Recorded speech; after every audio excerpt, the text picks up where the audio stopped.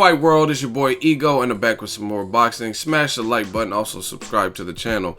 Now, I did a video just a few days ago, and Terence Crawford goes in on Danny Garcia, calls him a dope head, among other things, and he was responding to an interview that the Boxing Voice, shout out to them, did. Now, Angel Garcia has since rebutted, and Angel Garcia is crazy. That's why his Instagram handle is like something like crazy ass Angel Garcia. He be saying some crazy stuff, but he did more interviews after Terence Crawford did this, what I talked about in the video, and dropped the video. And he was like, he's about to blow a gasket. He was like, yeah, Terence Crawford, I speak the truth, nappy head, idiot. Like, he was just going in on Terence Crawford. So the two are going back and forth. Crawford just posted this. I thought it was funny, so I want to talk about it a little bit more. Obviously, it says Cokeface. It got cut off, but Cokeface, and it's obviously a reference to Scarface movie cover, the famed cover. And it says starring Angel Garcia and his drugs. And it has lines of coke. And then the caption says, coming soon, starring Angel Cokeface Garcia. So I don't know the situation. I just thought it was funny, and these two are taking jabs at each other publicly. So I want to see the fight. His son and Terence Crawford. Terence Crawford ain't no punk in there. Like he's I noticed this. You could tell he's from the hood because he's like pretty quiet, mild mannered. But if you trigger him, you press his buttons like Deary John, like Hank Lundy being from Philly. Shout out to my dude Hank. He ain't gonna back down. Like, you know what I'm saying? That's just what it is. And Angel Garcia from Philly too, and taking shots at him, so he's like, fuck it. You know what I mean? But normally he's pretty quiet unless provoked. But yeah, I thought this Cokeface thing was funny. But I want to see the fight with him and his son. Right now he's training for his fight with John Molina, December 10th in Omaha, CenturyLink Theater. Let me know if you guys are going to that. I went to the CenturyLink Theater to cover his other fight with Ray Beltran. I went to cover his fight with Postal, so I'll probably try to get out to this. Let me know if you guys are from Omaha, and what do you want to see? There's a lot of people who are saying this narrative that, oh, Terence Crawford, he's a cherry picker and stuff like that. Like, some of y'all sound foolish. It's like every time you leave a comment, it's a complaint. You know what I mean? Stop watching boxing. Watch tennis. Watch UFC 205 tonight. You know what I mean? Because some of y'all don't even really sound like true boxing fans. It's just always negative, everything you say. To me, the reason why John, I'm not saying this because John Molina's my dude, the reason why I'm not saying this is a cherry pick is because this was a fight put together at the last minute, and it's the first fight with Al Heyman and Top Rank working together on their own free will, so I'm supportive of that, right? And not to mention, Crawford just fought the other champion in his division and unified. Now, there's the Troy Vansky or whatever the guy's name is. I heard there's some issues with that fight. I don't know who's telling the truth.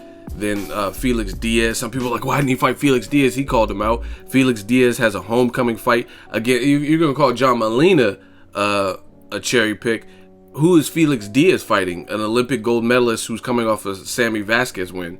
He's fighting in the DR. He's fighting in the Dominican Republic. And I like Diaz. This is just facts. Go to BoxRec right now and look at Felix Diaz's opponent and tell me who he's fighting. You know what I'm saying? So it's just people trying to constantly throw the cherry pick. It's a last minute fight. Therefore, this was the opponent. And this was someone that was linked to Danny Garcia. And I told you, I didn't have a problem really with Berto or Danny Garcia because Keith Thurman's looming, and they're not gonna take a fight where they can get cut and injured and banged up. They're not gonna take a difficult fight like that.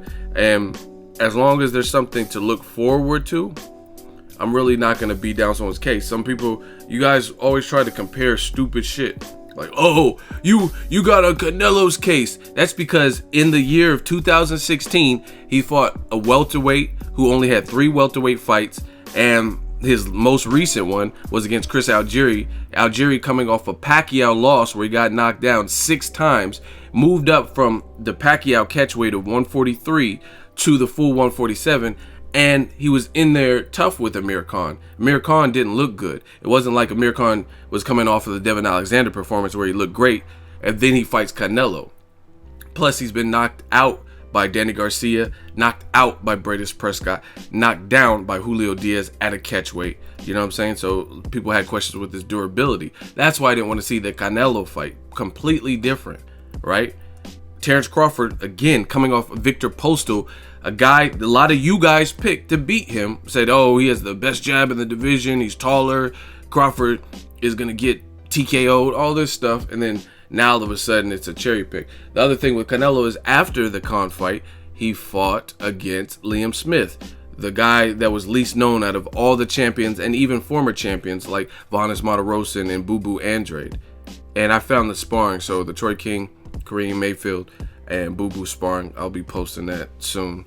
I couldn't find it on my computer. I didn't know exactly where I put it, but I found it last night. So stay tuned for that. A lot coming. But that you guys compare apples and oranges. It has nothing to do with Canelo. He's being criticized because of his back-to-back choices. Terence Crawford just fought Victor Postal. So you can't say his back-to-back choices have been horrible. You know what I mean? Danny Garcia, people are criticizing him because he fought Paulie Malignaggi, right? First fight, okay, cut him some slack. Then he fought Robert Guerrero after Keith Thurman knocked him down and nearly stopped him and beat him up, right? And then Robert Guerrero after that got knocked down by Aaron Martinez, who only had like 4 knockouts career-wise, right?